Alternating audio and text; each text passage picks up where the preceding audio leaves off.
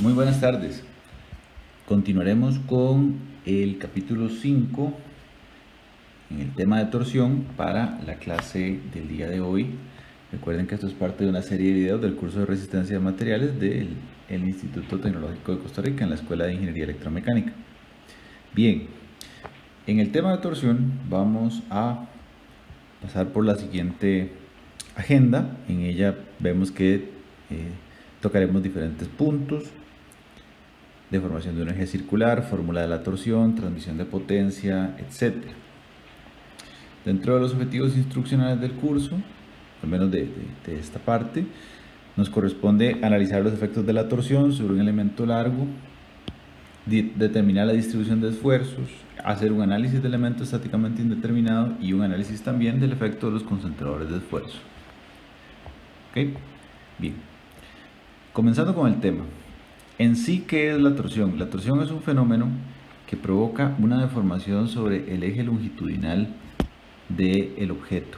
Como pueden apreciar en esta figura, los sectores circulares representan como rodajas del eje, ¿verdad? Están igualmente espaciados y además cada uno de estos sectores circulares, cada uno de estos cilindros que se forman, ¿sí?, en punto inicial no tienen deformación. En un punto posterior, una vez que yo aplico los dos torques, los dos torsores, en direcciones opuestas, ustedes pueden apreciar en la siguiente figura cómo ya hay una deformación y cómo el elemento comienza en un punto, bueno, el extremo del elemento comienza en un punto y hay un giro relativo en el otro extremo. Okay, entonces, eso es lo que hace la torsión. Es como lo mismo que hacemos cuando escurrimos un paño, por decirlo así. Ok, eso lo podemos ver también reflejado en estas figuras de acá. ¿Qué estoy observando yo en este cuadro, en ese recuadro? Bueno, una pieza sin deformar que cuando aplico torsores en los extremos de esa viga,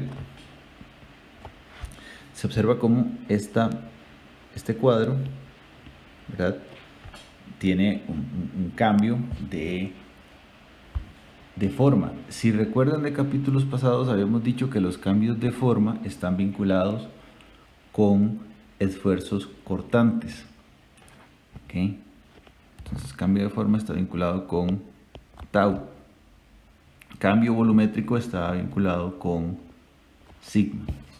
¿Okay? Esta es una forma relativamente rápida de revisar lo que está pasando.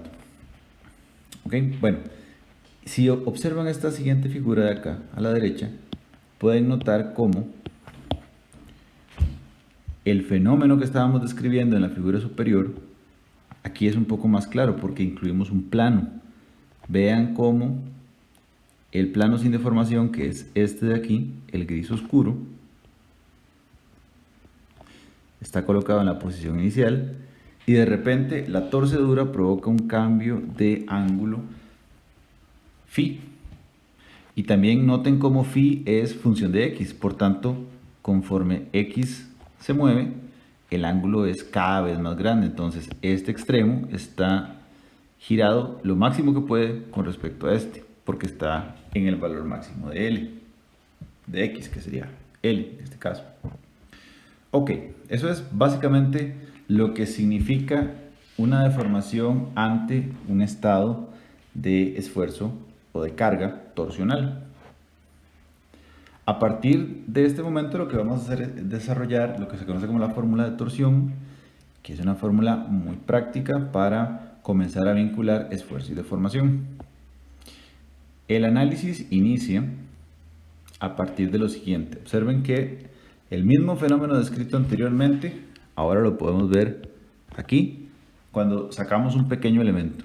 Siempre en resistencia usamos elementos cúbicos, prismáticos, para representar lo que está pasando. Vean cómo el elemento tiene acá abajo el ángulo delta phi, que es lo que estábamos hablando. Entonces, esta es la cara lateral.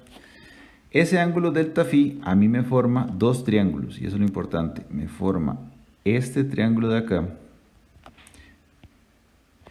y este otro triángulo. ¿Ok? ¿Qué es lo interesante de esos dos triángulos? Bueno, que ambos vinculan a este señor, al sector circular de B.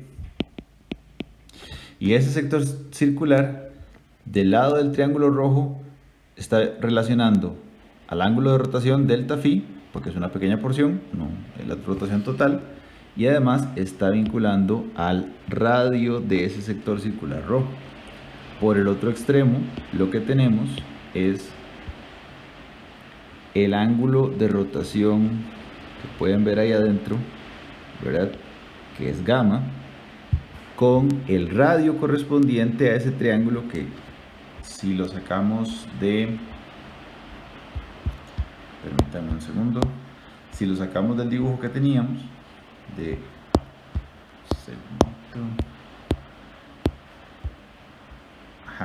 si lo sacamos a partir del dibujo que teníamos, esto es delta x. ¿Okay? Entonces, el espesor de esto es delta x, y eso hace que el radio sea delta x. Con todo lo anterior, yo planteo la siguiente relación. La longitud del sector circular BD es igual al radio por el ángulo que rotó, que en un triángulo es ρ por delta phi y en el otro es gamma por delta x. Esa es la primera relación geométrica importante, y de ahí yo lo que hago es transformarla para obtener esto. Y en esta relación simplificada pasa algo muy interesante, que es que yo puedo decir que el ángulo gamma es dependiente de el radio ρ y este señor. Ese señor del final es constante en cada corte, como pueden ver, ¿sí? Es constante, y eso lo pueden ampliar más a profundidad en el libro. El tema es que el hecho de que sea constante me permite a mí construir esta relación, o sea que gamma entre ρ es igual a una constante. Entonces, como el radio ρ puede variar, y lo pueden ver en esta imagen, puede variar desde 0 hasta un extremo que vale c, ¿verdad? ρ tiene valores entre 0 y c. Yo podría decir que ρ va a llegar a un valor máximo, y entonces planteo mediante una relación, una regla de 3, la siguiente ecuación. De nuevo, no nos vamos a detener demasiado en esas relaciones. Lo importante es entender que acabo de vincular varios parámetros muy interesantes. El ángulo de giro va a tener un valor máximo, de la misma forma en que el radio de la sección puede alcanzar un radio máximo. ¿Okay? Y estamos vinculando el giro con la geometría. ¿Okay?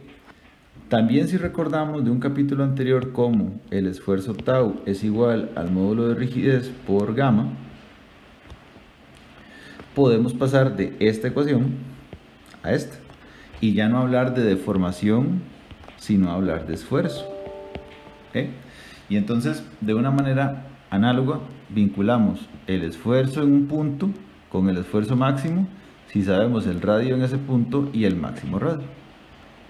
¿Bien?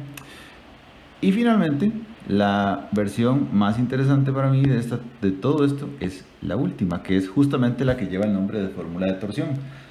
Porque ahora yo puedo decir que el esfuerzo torsional máximo es equivalente a multiplicar la carga que yo tengo, o sea, el momento torsor, por el radio máximo de la sección y el momento polar de inercia.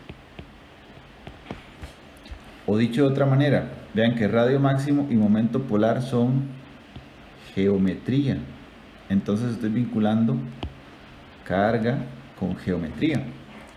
Y eso es una analogía que se mantiene durante todo el curso. ¿Okay? Sigamos.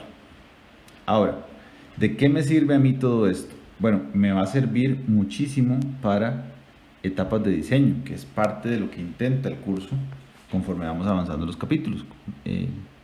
Ponerlos a ustedes a experimentar situaciones preliminares de diseño. ¿Y por qué? Bueno, vean que la ecuación anterior, la fórmula de torsión, yo la puedo reescribir y puedo decir que la carga, la carga entre el esfuerzo es igual a la geometría. Carga, esfuerzo, y esfuerzo podríamos decir material es igual a la geometría. Y verlo de esa manera es súper ventajoso, porque entonces yo puedo decir, claro, la carga la puedo sacar de un análisis estático. El material es algo que yo puedo seleccionar de tablas, es algo que el proveedor me puede dar a mí. Si yo conociera esas cosas, automáticamente puedo definir cuál es la geometría que necesito. La mayoría de veces vamos a tener ejes como el que está en la fotografía.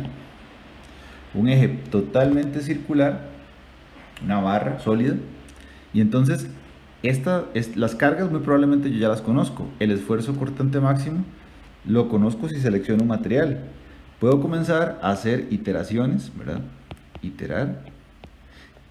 Y en esas iteraciones yo puedo comenzar a conocer cuál es el valor del diámetro que me sirva. Eso es una situación de diseño muy frecuente. Ahora, otra forma de verlo es qué pasa si yo conozco la potencia. Si yo conozco la potencia, y recordando que la potencia es igual a torque por velocidad angular o 2pi por la frecuencia por el torque, es exactamente lo mismo, yo puedo comenzar a tener otro parámetro más de diseño. Entonces, vean que torque tendría una relación directa con, potencia tendría una relación directa con torque, y eso tendría una relación directa con geometría.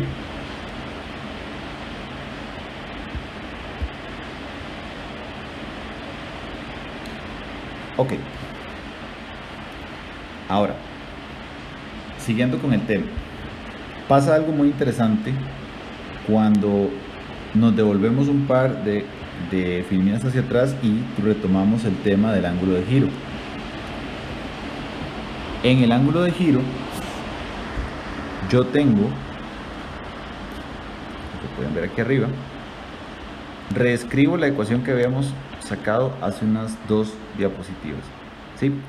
Decimos que el ángulo de giro delta phi es igual a gamma por delta x entre rho. Y si yo utilizo las ecuaciones desarrolladas en las 2 filminas anteriores, puedo cambiar ese gamma por esto. Bueno, ese gamma entre rho, lo cambio por esto. Y ahora hicimos algo muy interesante, que es pasamos de relaciones totalmente geométricas a meter nuevamente las propiedades de la carga, del material, de la geometría, es J, y del material, que sería G. Entonces, a partir de ahí yo puedo decir, ok, el extremo va a girar una cantidad phi que depende de cómo esté cargado, qué material tenga y la geometría de la sección. Y eso es sumamente interesante, especialmente si recordamos que estamos dentro del rango elástico, ¿verdad? Que es donde pueden aplicarse todas estas ecuaciones. ¿Qué pasa? Ven que la ecuación está planteada en términos de t y j que varían con respecto a x, pero ¿qué pasa si algunas de esas propiedades se vuelven constantes? O sea, ¿qué pasa si el material se mantiene constante? Entonces, si yo integrara para averiguar el ángulo completo, que es lo que estamos haciendo acá, podría sacar todo lo que sea constante de la integral. Y eso es lo que trata de hacer esta ecuación. Me dice a mí, si hay propiedades que se mantienen constantes, entonces no hace falta integrarlas, se mantienen así. Y en el mejor de los casos tendríamos esta ecuación directa, que sería una multiplicación de cuánto vale el torque por la longitud de la sección por J por G. Si hubiera otro escenario en el que al menos alguna de esas propiedades cambia, entonces haríamos un análisis por secciones, como lo que está planteando esta ecuación. ¿Qué significa un análisis por secciones? en cada uno de los puntos donde la propiedad cambie, digamos que cambia el diámetro, yo hago una distribución, digo que todo aquí es 1, aquí es 2 y voy haciendo una suma discreta por cada paso. Es importante nada más recordar al final la convención de signos. Y en esa convención de signos tenemos que entender que aquellas, según la regla de la mano derecha, si el giro provocado por el torque hace que el dedo gordo de la mano derecha salga del área, eso va a ser positivo, o sea, salga del sólido.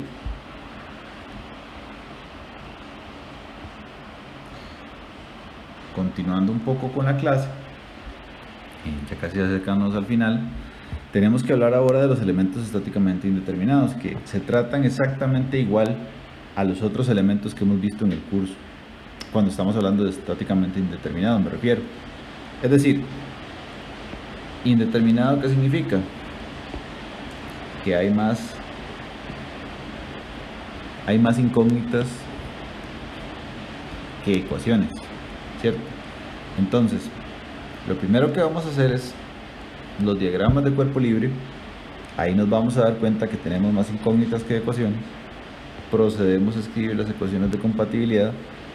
Y aquí lo importante es que en el tercer paso, esas ecuaciones de compatibilidad transformen los ángulos de giro a torques. O no los transformen, sino que los relacionen entre sí. Ahí vamos a obtener la ecuación que es necesaria y finalmente podríamos despejar.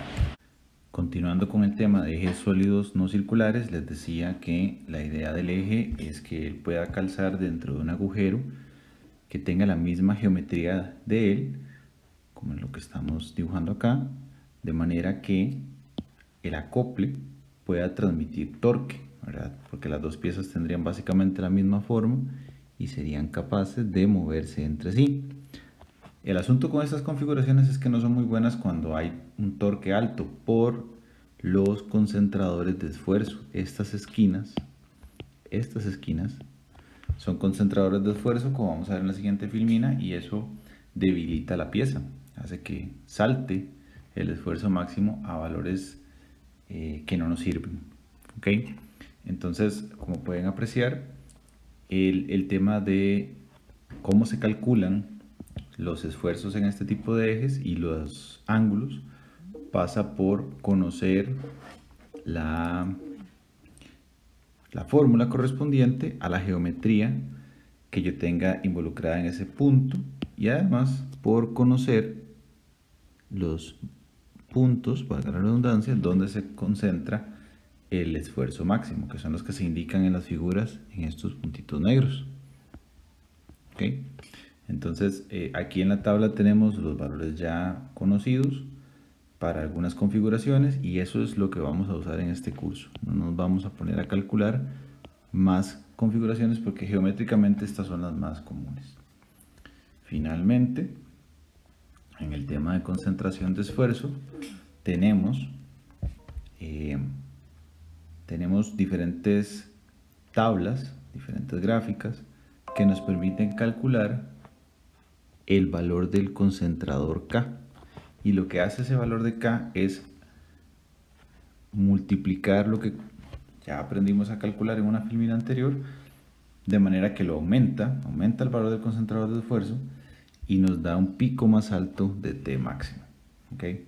Pueden apreciar que las figuras que tenemos disponibles para esto son figuras en las que